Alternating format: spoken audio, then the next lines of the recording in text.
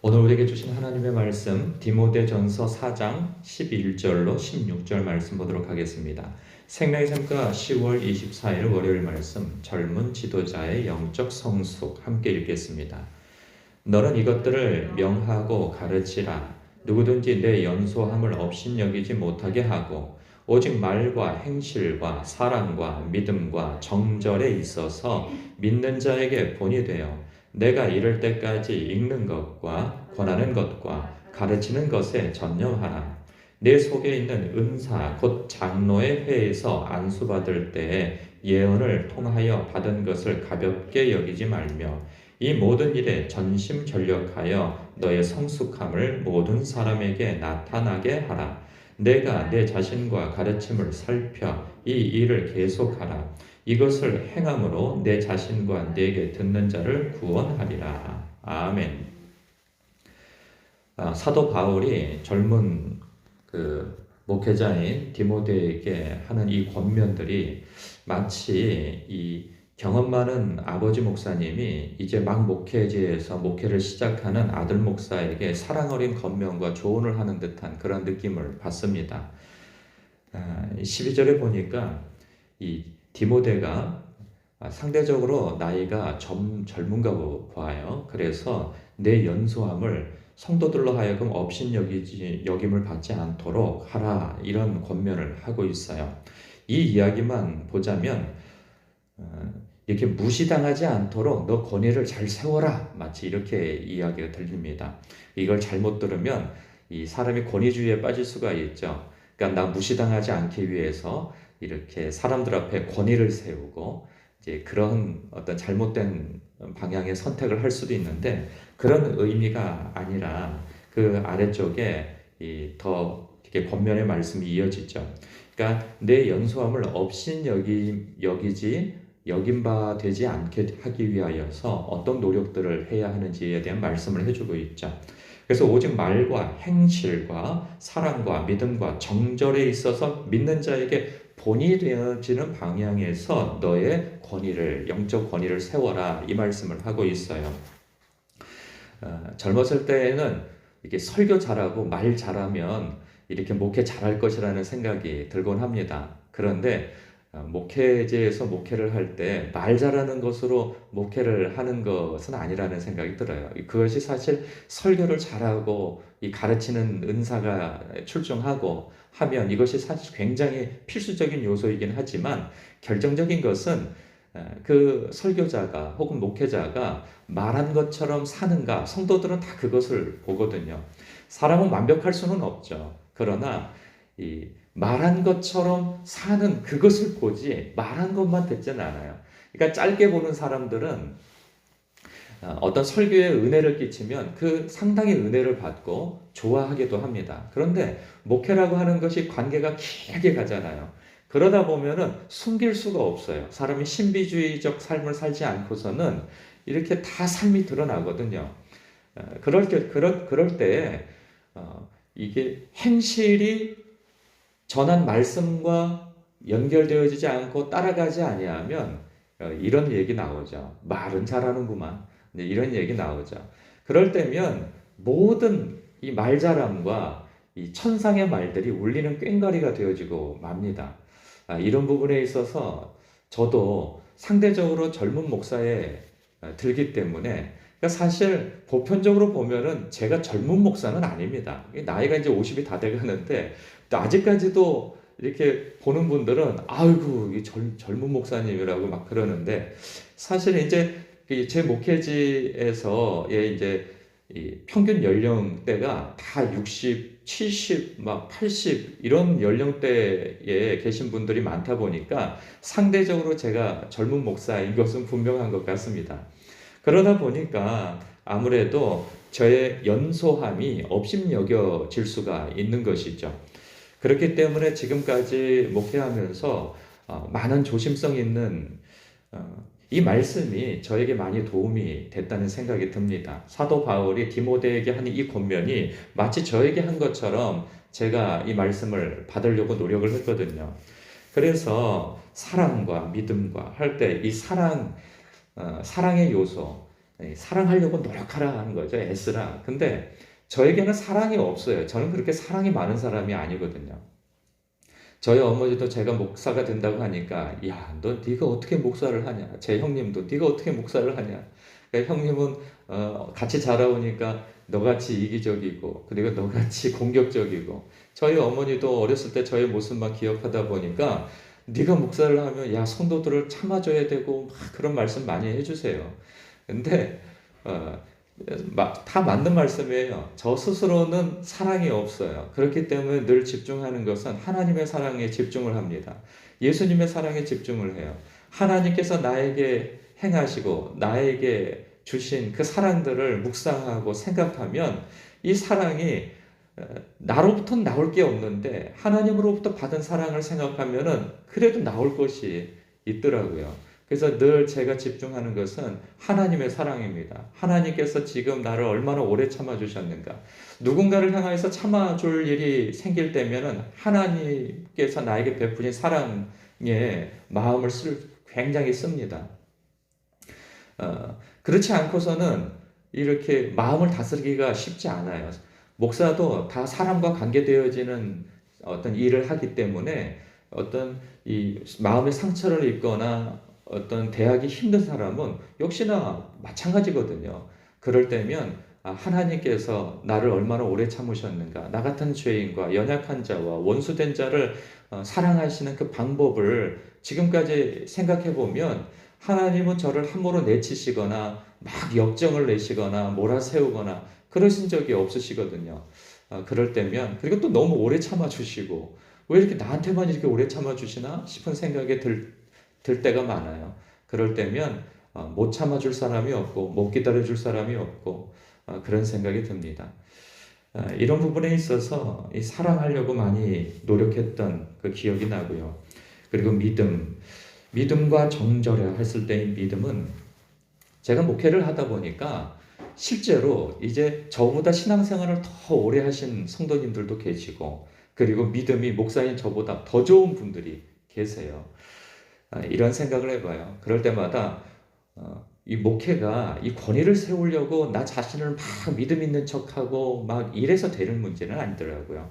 내가 더 사랑 많은 척, 내가 더 행위가 경건한 척, 그러기보다는 저는 성도님들의 그 좋은 믿음을 인정하고 그리고 그분들의 행실과 그리고 그분들의 충성, 신실함, 하나님을 사랑하는 그 모든 마음들을 인정할 때 저는 목회가 더 부드럽고 이렇게 더 발전적이라는 생각이 들어요.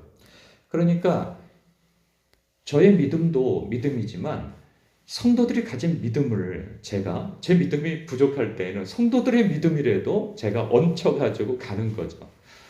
그럴 때면 저의 부족한 믿음도 성도들의 강한 믿음으로 또 커버가 되어질 때도 있고 성도들이 또 약할 때는 저의 강한 믿음으로 또 커버해주고 이러면서 목회를 해나감을 봅니다. 정절에 있어서 이 정절에 있어서 믿는 자에게 본이 되어질 일도 마찬가지죠. 목사로서 제일 치명적인 게 이 정절에 관련되어진 겁니다. 그러니까 이 젊은 목사에게 나타나는 것은 우려되는 것은 경솔함과 부주의함과 그리고 사람들과의 그 관계에 있어서 가볍게 행동하는 것들이죠. 이런 것들에 있어서 조심성 있게 하고 특별히 이성에 관련되어 있어서는 철저히 조심하고 우상 숭배에 있어서는 더욱더 철저히 조심하고 하는 일에 있어서 믿는 자에게 본이 되라 이 권면을 그동안 잘 받았던 생각이 납니다. 지금까지 잘했다고 해서 다 되어지는 일은 아니죠. 앞으로까지도 이런 일에 있어서 긴장의 끈을 놓지 않고 살아갈 태도를 가져야 할 거라는 생각이 듭니다. 근데 여기에서 연소함이라고 하는 부분에 있어서 다 이 말씀을 대하는 분들이 연소함만 있는 것은 아니거든요. 그러니까 연노함도 있습니다. 신앙생활에 있어서 연노함의 약점도 있는 거죠. 그러니까 연소함의 약점은 경솔함과 부주의함, 경험 부족에서 오는 그러한 것이라고 한다면 이 연노함에 있어서의 이 문제는 뭐냐면 너무 경험이 많고 하는 것 때문에 사람이 이렇게 굳어지고 유연성이 없어지는 것이죠. 그래서 듣고 배우려고 그리고 또 발전해 나가려고 하는 것보다는 안주하려고 하고 그리고 듣기를 거부하고 많이 말하려고 하는 그런 약점이 있습니다. 그래서 자꾸 상대를 가르치려고 들고 잔소리를 하게 되어지고 뭐가 옳고 무엇이 그르니 하는 이러한 이야기들로 젊은 사람들을 힘들게 할 수도 있습니다. 그렇게 되어지면 요즘에 소위 말하는 꼰대가 되어지는 것이죠.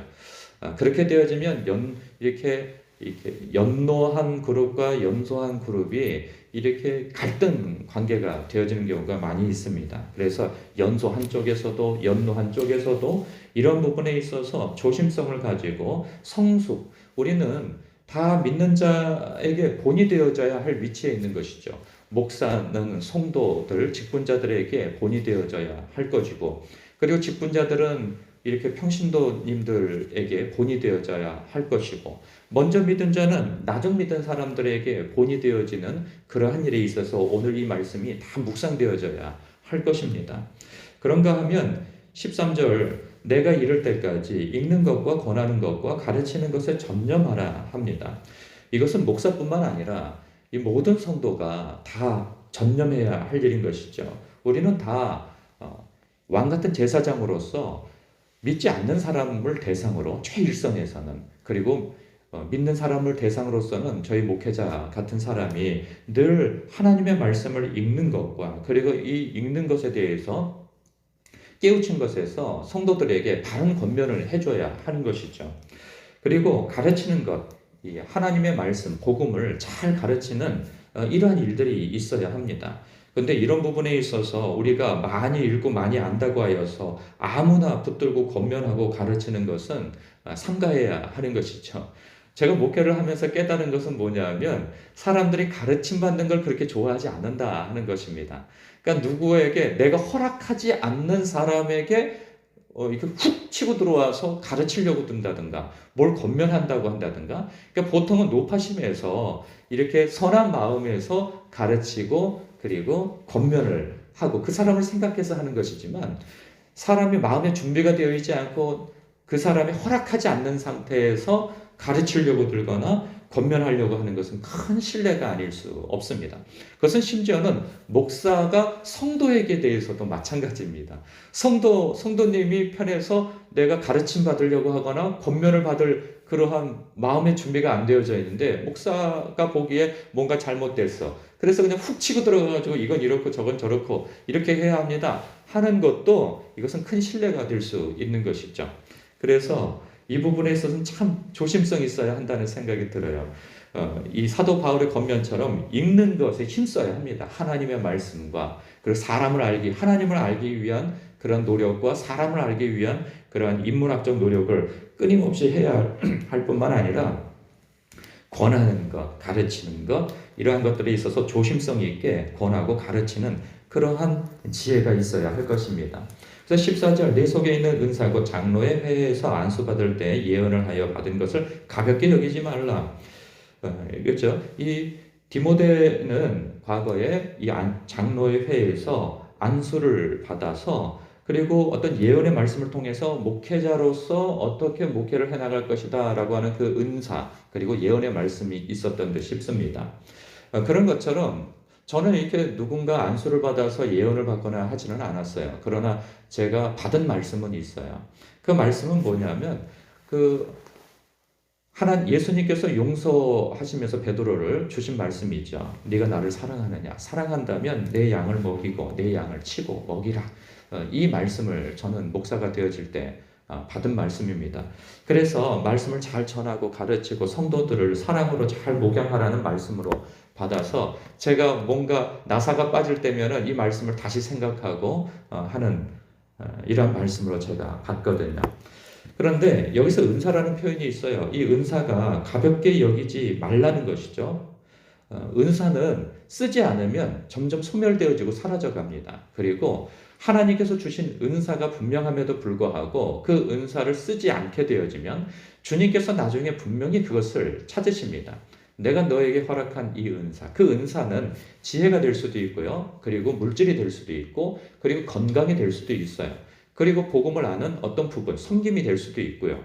이런 모든 것에 있어서 하나님께서 남들보다 더 나에게 주신 것이 있고, 그리고 이것으로 교회와 주님의 몸된 교회를 잘 세우고 성도들을 유익해 하는 그것으로 분명 주셨음에도 불구하고 자기만을 위해서 쓴다든가 혹은 그것을 땅에 묻어두어서 쓰지 않게 되어지면 주님께서 내가 너에게 준 것은 너는 어디다 썼느냐 이것에 대한 추궁이 반드시 있을 것이라는 거예요. 그래서 이런 부분을 가볍게 여기지 말고 이것을 사용하려고 해야 합니다. 주님의 몸된 교회와 하나님께서 맡겨주신 성도들을 유익을 위하여서 사용하려고 해야 한다는 것이죠. 끝으로 15절 16절 이런 권면을 합니다. 이 모든 일에 전심전력하여 너의 성숙함을 모든 사람에게 나타내게 하라. 전심전력하라는 거예요. 그리고 내가 네 자신과 가르침을 살펴 이 일을 계속하라. 그러니까 전심전력하고 계속 하라는 거예요. 그리고 멈추지 말라는 거죠.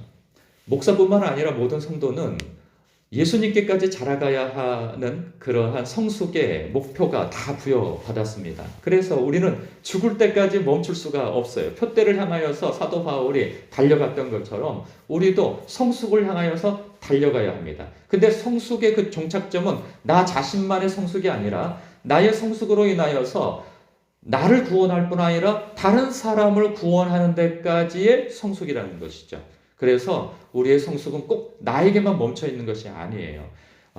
나의 성숙의 방향은 나로 인하여서 다른 사람을 세워가고 저가 하나님을 알아가고 하는 그래서 성숙되어지는 데에 내가 사용되어지기 위한 성숙인 것이죠. 그래서 우리 기독교인은 우리 하나님의 사람들은 이타적인 그러한 삶을 부여받았어요. 그래서 모든 일에 있어서 이 일을 너는 11절의 결론이 이건 것 같아요. 너는 이것들을 명하고 가르치라. 오늘 저 스스로에게도 가르치고 이 말씀을 여러분들에게도 전합니다. 그래서 이 말씀에 따라서 묵상하여서 여러분의 성숙에 전심전력하는 그 성숙이 나에게만 멈춰지는 것이 아니고 다른 사람을 성숙케 하는데 다 사용되어지는 성숙이 되어지기를 위하여서 노력하는 여러분 되시길 주님의 이름으로 축복합니다. 기도하겠습니다.